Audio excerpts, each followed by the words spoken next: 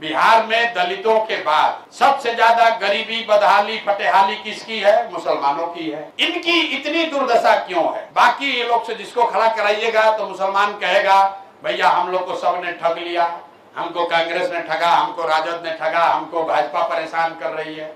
मैं आपको बता रहा हूं कि आपकी ये दुर्दशा क्यों है। आपकी दुर्दशा इसलिए है कि आपने लोकतांत्रिक अपने सारे दरवाजे खुद से बंद कर लिए। लोगों को मालूम है कि भैया इनका काम करो या मत करो, इनके साथ खड़ा रहो या मत रहो। अब तो स्थिति यहां आ गई है कि इनसे वोट मांगो या न मांगो, जो भी इनको भाजपा को हराता हुआ दिखेगा ये वोट हमको देगा ही देगा। इसीलिए मुसलमानों का काम कोई नहीं कर रहा है। ऐसा नहीं कि दूसरों का काम हो रहा है, लेकिन मुसलमानों की हालत बहुत ज्यादा खराब है।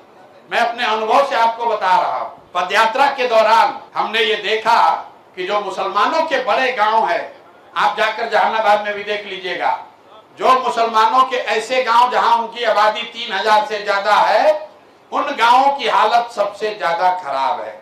उसकी जब मैंने यहाँ पर एक उसका स्टडी कराया तो ये पाया कि भाई इसी बिहार में सबसे ज्यादा गरीबी, सबसे ज्यादा फटेहाली, बदहाली मुसलमानों के बड़े गांव में क्यों है। तो पता ये चला कि मुसलमानों के ये गांव राजनीतिक तौर पर चिन्हित कर लिए गए। जब वहां से कोई जदयू का, भाजपा का चुनाव जीतता है तो उसको मालूम है कि यही वो गांव है जहां से हमारे खिलाफ 3000, 4000, 5000 वोट पड़ा था। तो 5-5 साल उस गांव में विधायक आता ही नहीं है, कोई काम नहीं कराता है। और दूसरी बात, अगर कहीं गलती से राजद वाला जीत गया तो वो कहता है कि तो 5000 वोटवा अपना जेबे में है, इसका काम क्यों करा, ये सब कहां जाएगा। तो दोनों ही हालत में मुसलमानों के गांव में काम नहीं हो रहा है। और हमारी बात पर अगर आपको यकीन ना हो तो आप जाकर देख लीजिएगा। अभी आप यहां से खड़े खड़े पश्चिम चंपारण में सबसे ज्यादा बदहाल प्रखंड कौन है? मझौलिया। पूर्वी चंपारण में सबसे ज्यादा बदहाल प्रखंड, पिछड़ा प्रखंड कौन है? तुरकौलिया, नरकटिया। गोपालगंज में सबसे पिछड़ा प्रखंड कौन है?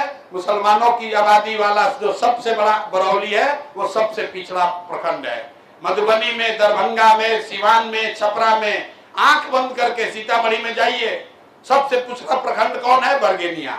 इन सब प्रखंडों में आप देखिएगा मुसलमानों की आबादी 80,000, 1 लाख से ज्यादा है। ऐसा क्यों है? क्योंकि ये पूरे के पूरे प्रखंड राजनीतिक तौर पर चिन्हित कर लिए हैं। जिनका आप विरोध कर रहे हैं वो तो आपको परेशान कर ही रहा है, वो आपका काम नहीं करता है। लेकिन जिनको आप वोट देकर जिताने की कोशिश कर रहे हैं वो भी जब जीत कर जाता है कहता है सब जाएगा कहां, हमको तो वोट देवे करेगा, इसलिए वो भी आपका काम नहीं करता है। तो मेरे भाई, कमोवेश यही स्थिति पूरे बिहार की है।